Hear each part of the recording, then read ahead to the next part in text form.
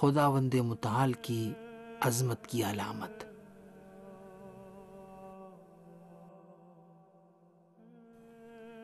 انسان زمین پر اپنی حیات کے آغاز سے ہی وسائل و ذرائع کے فقدان اور اسی طرح فطرت کی بنیاد پر ہمیشہ دن کی روشنی میں ہی شکار اور کام کاج انجام دیتے اور رات کے وقت آرام کرتے رہے ہیں۔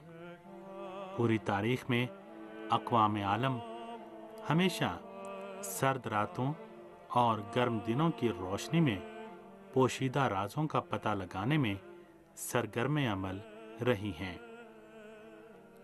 انسان کے لیے رات کی ماہیت پر اسرار رہی ہے اور وہ دن و رات کی رفت و آمد کو ایک غیر محدود قوت اور طاقت کے وجود کی علامت سمجھتے رہے ہیں، اور بعد میں انسان نے اس بات کو سمجھا ہے کہ دن و رات شمار کر کے وہ گزرے ہوئے زمانے کا ایک مناسب معیار بنا سکتے ہیں۔ بنابراً اس سلسلے میں مزید تحقیقات شروع ہو گئیں۔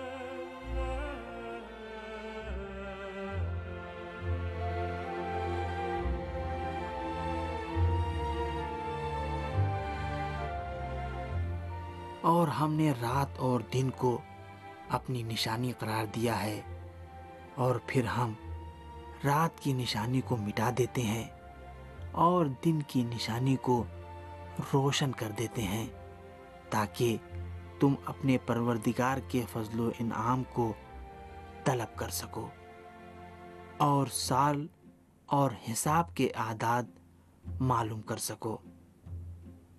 اور ہم نے ہر شے کو تفصیل کے ساتھ بیان کر دیا ہے۔ سورہ مبارک اسراء آیت نمبر 12۔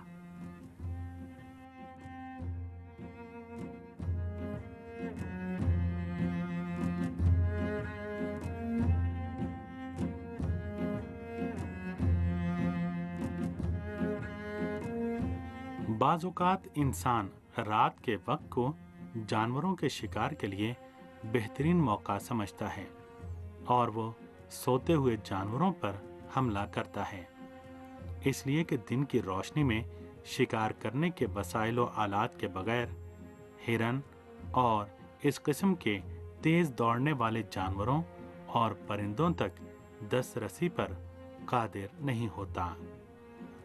جبکہ حضرت امام زین العابدین علیہ السلام نے خدمت کاروں کو حکم دیا ہے کہ وہ رات کے وقت اور طلوع فجر سے قبل حیوانات کو ذبح نہ کریں، اور آپ ہمیشہ فرماتے تھے کہ خداوند متعال نے رات کو سب کے لیے آرام و سکون کا باعث قرار دیا ہے۔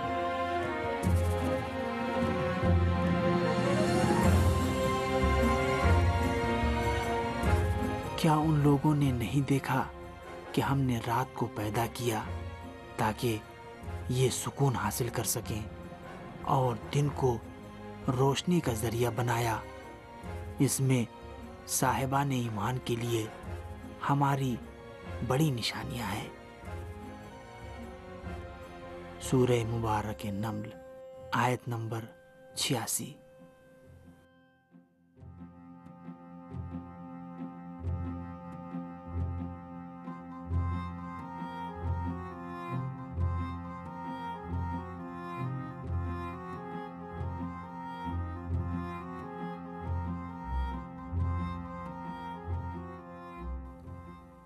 دن نکلنے پر سورج کی شعاؤں کے نتیجے میں سطح زمین کا درجہ حرارت کافی بڑھ جاتا ہے، اور خاص طور سے گرمی کے موسم میں آب و ہوا اتنی گرم ہو جاتی ہے کہ مختلف قسم کے درخت اور نباتات اپنا رد عمل دکھانے پر مجبور ہو جاتے ہیں۔ درختوں کے پتے، خاص طور سے نباتات کے پتے، گول گول لپٹ کر گرمی کا مقابلہ اور رطوبت کا زیادہ سے زیادہ تحفظ کرتے ہیں۔ اگر رات نہیں آتی تاکہ دن کی گرمی کم ہو سکے تو زمین پر کوئی بھی مخلوق अपनी हयात जारी नहीं रख सकती थी और सूरज की गर्मी की बिना पर जमीन हयात से आरी तपते सहराओं में तब्दील हो जाती। इस सूरत हाल का वाज़े नमूना चांद में पाया जाता है। इसके बावजूद कि वहां भी दिन और रात होते हैं, मगर यह अमल रोज अंजाम नहीं पाता, बल्कि रात से दिन और दिन से रात होने में 2 हफ्तों तक का वक्त लग जाता है। यही वजह है कि चांद का वो हिस्सा जो सूरज की तरफ होता है, उसका दर्जा हरारत 120 दर्जा सेंटीग्रेड तक पहुंच जाता है, जबकि चांद का दूसरी तरफ का हिस्सा 150 दर्जा ज़ेरे सिफर सेंटीग्रेड तक ठंडा होता है, जो नाकाबिले तहम्मुल होता है। ऐसी सूरत हाल में अगर मुनासिब आबो हवा भी पाई जाती हो, तो भी कैसे तसव्वुर किया जा सकता है कि कोई जिंदा मखलूक अपनी हयात जारी रख सकती है।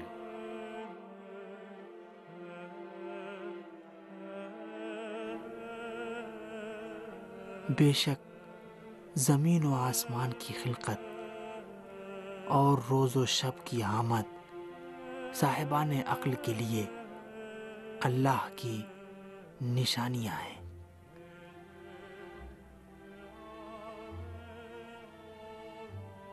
सूरह मुबारक बकरा आयत नंबर 164।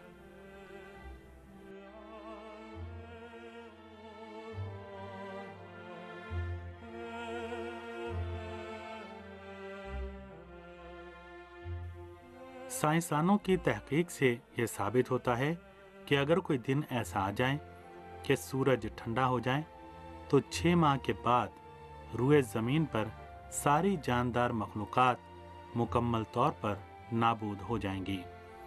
ज़मीन के दोनों कुत्ब में भी जहाँ 6 माह की रात होती है, ज़मीन के तमाम इलाकों से मदद के बगैर ज़िंदगी गुजारना नामुमकिन है। यहाँ तक कि कुतुब का बारासिंगा भी, जो मुसलसल 6 माह की तारीकी और शदीद ठंड का आदी होता है, नबातात और काफ़ी मिकदार में ग़िज़ा के बगैर उस ठंडक में 1-2 माह से ज़्यादा ज़िंदा नहीं रह सकते। और ये ऐसी हालत में है कि नबातात ऐसी पहली मखलूक हैं जो सूरज की रोशनी के बगैर अपनी हयात और बका जारी नहीं रख सकती हैं।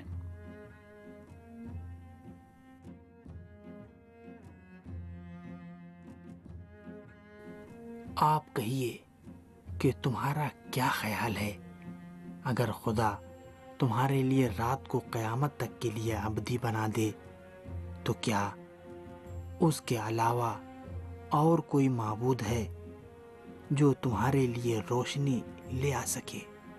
तो क्या तुम बात सुनते नहीं हो? और कहिए कि अगर वो दिन को क़यामत तक के लिए दायमी बना दे, तो उसके अलावा कौन माबूद है जो तुम्हारे लिए वो रात ले आएगा जिसमें सुकून हासिल कर सको? क्या तुम देखते नहीं हो? ये इसकी रहमत का एक हिस्सा है कि उसने तुम्हारे लिए रात और दिन दोनों बनाए हैं, ताकि आराम भी कर सको और रिज़्क़ भी तलाश कर सको, और शायद उसका शुक्रिया भी अदा कर सको। सूरह मुबारक क़सस आयत नंबर 71, 72 और 73।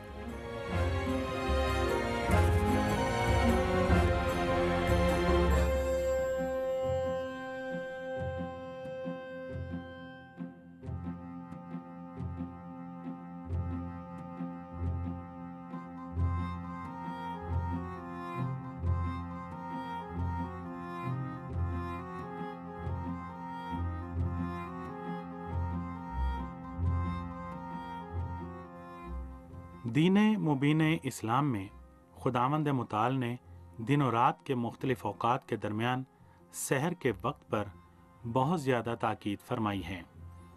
अगरचे किसी भी वक्त खुदा की याद और इबादत पसंदीदा अमल है, मगर सहर के वक्त सुकूत व सुकून और रात भर की नींद के बाद उठने के बाद इंसान में पैदा होने वाला निशात व फरहत खालिक हस्ती पर तवज्जो के लिए बेहतरीन मौका और हालत है।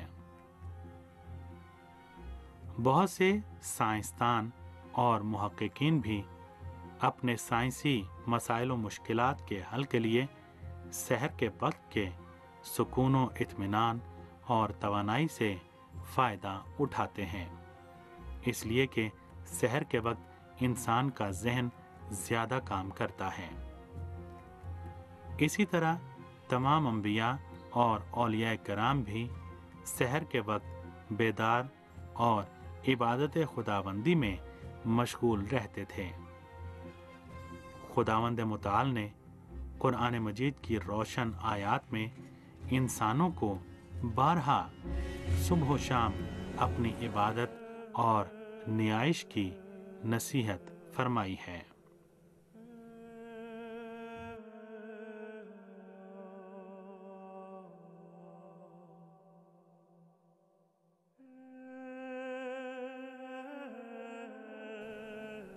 उन्होंने कहा कि परवरदिगार मेरे लिए कबूलियत दुआ की कोई अलामत करार दे दे, तो इरशाद हुआ कि अपने परवरदिगार को ज़्यादा से ज़्यादा याद करो और सुबह व शाम उसकी हम्द सना करो। सूरह मुबारक आले इमरान आयत नंबर 41।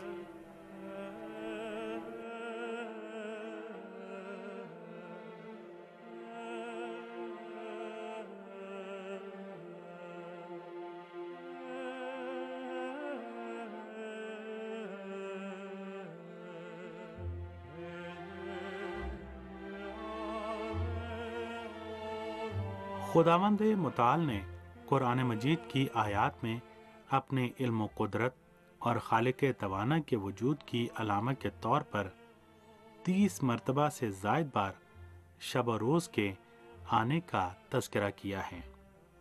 इसी तरह रफ्त व आमद और इनमें होने वाली तब्दीली को साहिबान फ़िक्र व नज़र के लिए बाइस इबरत करार दिया है और उन्हें इन उमूर और कायनात के तमाम वाक़यात के बारे में ज़्यादा से ज़्यादा गौर व फिक्र करने की नसीहत फरमाई है।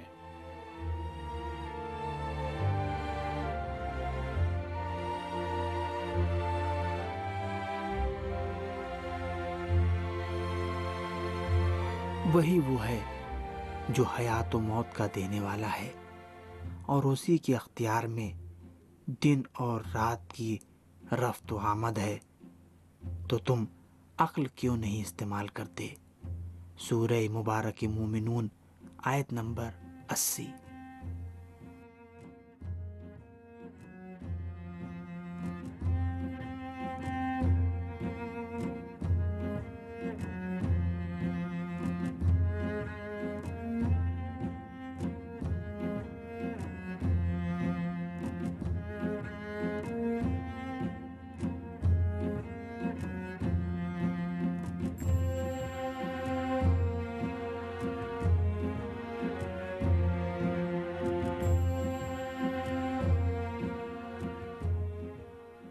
बाज़ लोगों की नज़र में मौत शब की ज़ुल्मत व तारीकी और उसके मुकाबले में हयात व ज़िंदगी रोज़े रोशन की तरह खूबसूरत है।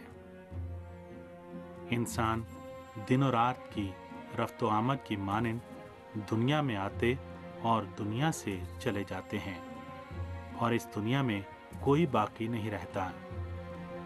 अपने अतराफ के वाक़यात पर नज़र डालना काफ़ी है ताकि इस हकीकत को समझा जा सके कि मौत व हयात और शब रोज़ की रफ्त व आमद ये सब सिर्फ खुदा की मर्ज़ी और इरादे से मुमकिन है और सिर्फ वही है जो बाकी है।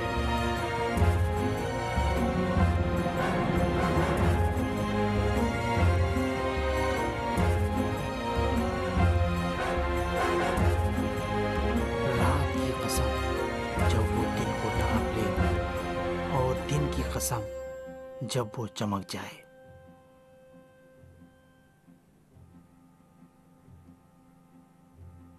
سورہ مبارک اللیل آیت نمبر 1 اور 2۔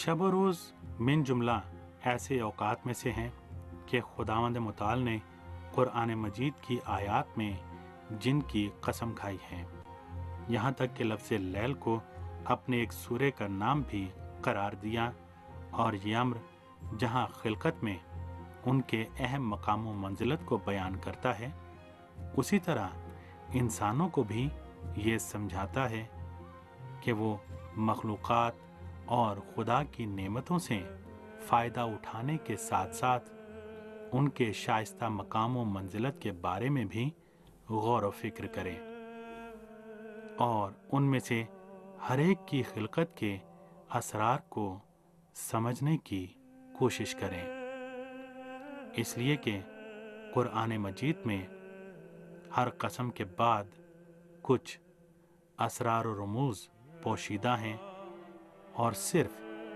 گہری فکر اور تحقیق و تفحص سے ہی خفیہ حیرت انگیز معانی تک پہنچا جا سکتا ہے اور ان کے فوائد سے بہرہ مند ہوا جا سکتا ہے۔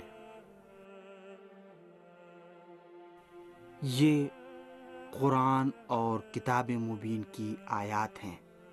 سورہ مبارک نمل آیت